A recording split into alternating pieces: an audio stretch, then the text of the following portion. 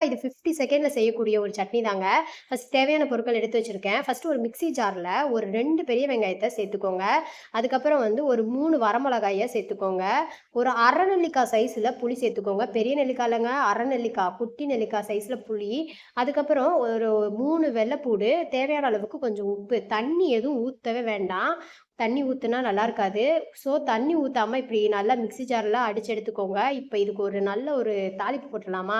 சிம்பிளான தாளிப்பு தான். கடுகுளுந்தம் பருப்பு போட்டு எண்ணெய் ஊத்தி கடுகுளுந்தம் பருப்பு போட்டு, கருவேப்பில போட்டு இத தாளிச்சு ஊத்துனீங்கன்னா, சூப்பரான அல்வா பக்குவத்துல ஒரு சட்னி ரெடி ஆயிரும்.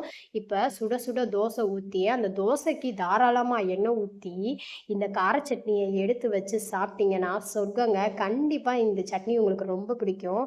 இந்த சட்னிய நீங்க செஞ்சு பார்த்துட்டீங்கன்னா, உண்மையிலேயே நம்மளா இந்த 50 செகண்ட்லயா சட்னி செஞ்சோன்ற அளவுக்கு சூப்பரா இருக்கும்.